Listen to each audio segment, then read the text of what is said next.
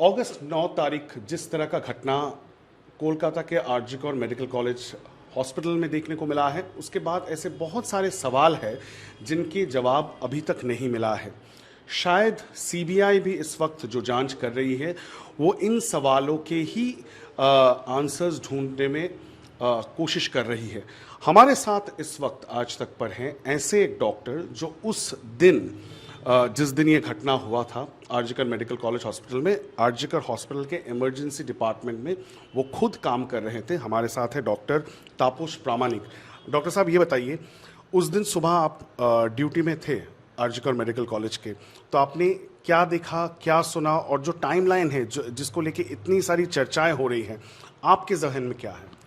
देखिए, एक्चुअली मेरा ड्यूटी था उस दिन नाइट पे मतलब 8 PM टू 8 AM अगले दिन। तो 8 AM में मेरा हैंडओवर ख़त्म हुआ। तो उसके बाद जो दूसरा ऑफिसर आया, medical officer, emergency medical officer, उनका नाम है डॉक्टर पॉलिश अमद्दर। तो उसने मेरे से हैंडओवर ले लिया। तो उसके बाद मैंने 8 AM नहीं निकला, 9 AM निकला, क्योंकि हमारा क्या होता है, जो कॉलीग आया तो 2-10 मिनट बात होता है, उसके बाद वो चाय पी के हम निकालते हैं। तो मैंने 9 AM निकला। उस टाइम तक कुछ भी नहीं हुआ।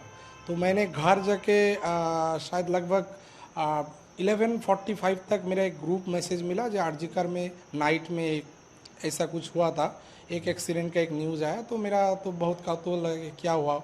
तो इसलिए मैंने मेरा वो जो जिसके पास हैंडओवर किया तो उसके मैंने फ़ोन किया। तो वो बोला था ऐसा हुआ, जो 3rd फ्लोर में जो चेस्ट डिपार्टमेंट है उसमें एक पीजीटी का डेड बॉडी मिला। लेकिन 9 बजे तक, सुबह 9 बजे तक कोई खबर नहीं, कोई खबर नहीं। ऐसे कोई इंसिडेंट। मैडम ऐसा ही बोला, जो तुम जब निकला उसके बाद ही उनका जो एचओडी था, हेड ऑफ द डिपार्टमेंट था, डॉक्टर उरुनाबो दत्त चौधरी, उन्होंने आके बोला था जो उनको एक डेड पोस्ट ग्रेजुएट ट्रेनिंग का उनका डिपार्टमेंट में बॉडी मिला है, उसके बाद फॉर्मेलिटी क्या है। तो उनको देखिए, हमारा इधर क्या फॉर्मेलिटी होता है, जो अगर कोई डेथ होता है ना तो इमरजेंसी में आना पड़ता है। तो इमरजेंसी में जो मेडिकल ऑफिसर होता है वही डिस्चार्ज डेथ सर्टिफिकेट इशू करते हैं। उसके बाद ये जो डेथ क्यों हुआ, टाइम ऑफ डेथ क्या है, कॉज ऑफ डेथ क्या है, ये तो हम लोगों का पता नहीं। तो हम लोग क्या करते, मेंशन करते ये ब्रॉड डेट इतना बजे, मतलब उनका जो इंफॉर्मेशन मिला शायद वो 10:20 10:30 ऐसा है अप्रॉक्स टाइम, पूरा का पूरा टाइम मुझे पता नहीं। तो उन्होंने क्या किया उस टाइम में, तो जाके देखा, क्योंकि ये तो सेंसिटिव केस है और हमारा आरजीकर का ही एक डॉक्टर है, तो इसलिए वो इमरजेंसी से जाके चेस्ट डिपार्टमेंट में चेक किया। तो उधर बहुत सारा प्रोफेसर था, उस डिपार्टमेंट का भी डॉक्टर था। तो वो लोगों बोला था अभी तो डेथ हो चुका है। तो मैडम रिक्वेस्ट किया, आप एक काम कीजिए, तो इमरजेंसी में आ जाइए। एक्चुअली डेथ क्या होता है, डेथ होने के बाद कोई भी बॉडी अगर आरजीकर में होता है, आरजीकर में बाहर में होता है, उनका एक ही होता है, इमरजेंसी मेडिकल ऑफिसर वो सर्टिफिकेट इशू करते हैं। तो एसओपी क्या है, स्टैंडर्ड ऑपरेटिंग प्रोसीजर क्या है? ऑपरेटिव प्रोसीजर क्या होता है, अगर बाहर से कोई डेड बॉडी मिलता है, बाहर से कोई भी पेशेंट खराब होता है, तो इमरजेंसी आना पड़ता है। और इमरजेंसी बिल्डिंग में कोई डॉक्टर का मौत हुआ और जो भी हुआ था, उसका जो अथॉरिटी है डेथ सर्टिफिकेट इशू करने का, वो इमरजेंसी मेडिकल ऑफिसर के पास ही है, किसी के पास नहीं है। क्योंकि वो एक डेथ सर्टिफिकेट इशू कर देंगे, उसके बाद वो पोस्टमार्टम रूम पे जाएंगे। इमरजेंसी मेडिकल ऑफिसर कौन थे? डॉक्टर पॉलिश अमद्दर। तो उन्होंने क्या किया, वो जो चेस्ट डिपार्टमेंट के हेड आया, उनका रिक्वेस्ट पर वो ऊपर जाके देखा, जो एक लड़की को एक लाश मिला और उसका ऐसे ही लेटे हुआ है।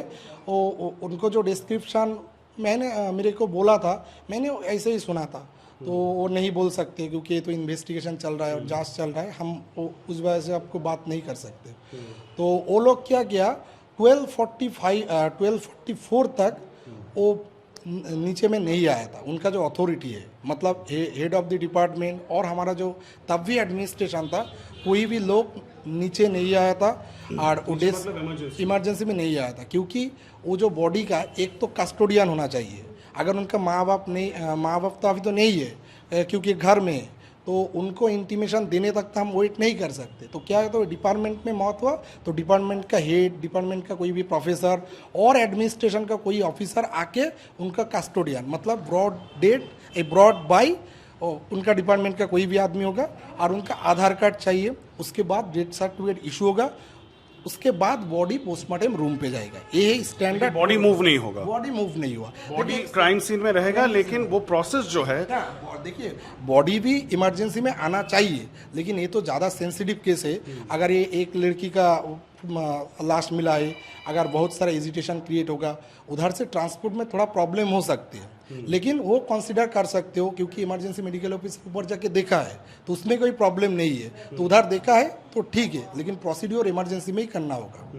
अगर हम कंसिडर करेंगे जो क्यों नहीं लेके आया इमरजेंसी में, तभी कोई प्रॉब्लम नहीं होता। डेथ सर्टिफिकेट कितने बजे इशू हुआ? डेथ सर्टिफिकेट 12:45 में इशू हुआ और 12:44 में, यही तो गलती कर चुका है। क्योंकि 12:44 में कैसे होगा?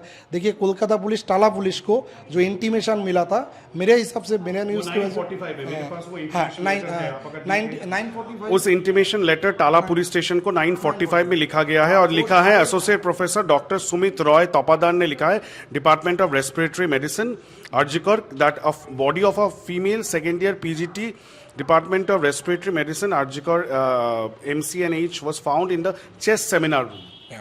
तो अभी 9:45 में उनका बॉडी मिला। शायद मुझे पूरा का पूरा पता नहीं, अप्रोक्स टाइम है वो टाला पुलिस का वो जो सुप्रीम कोर्ट में जो दाखिल किया, तो उनमें 10 AM और 10 AM 10 मिनट में शायद उनका वो डेथ रिपोर्टिंग ऐसा कुछ करके वो सबमिशन किया। लेकिन 12:45 में ब्रॉड डेथ डिक्लेयर हुआ। तो इस टाइम के जो 3 घंटा ये लोग क्या क्या एडमिनिस्ट्रेशन का लोग और ये जो पुलिस का लोग क्या क्या, यही 9:45 से 12:45 आप कह रहे हैं, ये 3 घंटा क्या हुआ? या ये इसलिए तो हम लोगों का, बहुत लोगों का कन्फ्यूजन है। कन्फ्यूजन क्यों है? देखिए अगर कोई भी ऐसा घटना हुआ तो उसका जल्दी करना चाहिए, वो तो ठीक है, डेड बॉडी डिक्लेयर कर देना चाहिए, वो डिक्लेयर नहीं किया, 3 घंटा लगा दिया। और उसके बीच में जो खिचड़ी हुआ मतलब क्या है, बहुत सारा जो वायरल वीडियो निकला है, तो उस वीडियो में क्या देखा हुआ, बहुत सारा फॉरेंसिक का ऑफिसर है, फॉरेंसिक का प्रोफेसर है, फॉरेंसिक का सीनियर रेसिडेंट है। दो चीजें हैं, एक वायरल वीडियो है जिसमें दिखाई दे रहा है कि सेमिनार रूम में भीड़ है, और कुछ वायरल फोटोग्राफ्स है जिसमें दिखाई दे रहा है जो क्राइम सीन है वहां पे भीड़ है। जो वायरल वीडियो है उसमें कोलकाता पुलिस ने ये कहा है कि वो जो कॉर्डन ऑफ एरिया था 42 फीट, उसके बाद 52 फीट का पूरा लंबाई था उस रूम का, 42 फीट तक वो क्राइम सीन को उन लोगों ने कॉर्डन ऑफ कर दिया था, उसके बाद भीड़ देखने को मिला है, ये कोलकाता पुलिस ने कहा है। और दूसरा एक फोटो कोलकाता पुलिस ने रिलीज किया, आपने भी देखा होगा, उसमें कहा जा रहा है कि जो फॉरेंसिक्स टीम और जो इन्वेस्टिगेशन ऑफिसर्स है वो लोग लाश के आसपास है और कोई नहीं है। क्या आप इनको मानते हैं? देखिए वो कोलकाता पुलिस जो बोल रहा है ना, एक सर्कस है। क्यों सर्कस है? देखिए अगर एक रूम उसका जो लेंथ है 51x32 शायद, तो 51 में वो लोग बोल रहा है हम लोग 40 फीट कॉर्डन ऑफ किया, जो बॉडी से लेके 40 फुट तक। तो अगर कोलकाता पुलिस उस सेमिनार रूम के अंदर जाके उनका पता चल गया जो क्राइम सीन 40 फुट ही है, वो 11 जो फीट है, उनके कोई फुटप्रिंट नहीं है, वो लोग कैसे कह सकते? ये तो स्टैंडर्ड प्रोटोकॉल है नहीं। स्टैंडर्ड प्रोटोकॉल के हिसाब से क्या होना चाहिए, पूरा का पूरा कॉर्डन ऑफ करना चाहिए। और जो 11 फीट है, ये तो एक मछली का बाजार कर दिया गया, क्योंकि बहुत सारा बाहर से लोग उधर आ गया, उनको आना ही नहीं चाहिए था।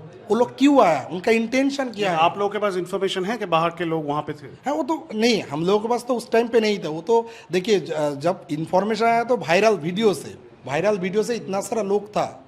क्योंकि देखिए इनका जो माँ बाबा है उनका अंदर घुसने नहीं दिया, तो इनका जो फ्रेंड लोग एजिटेट कर रहा था उनका भी अंदर घुसने नहीं दिया।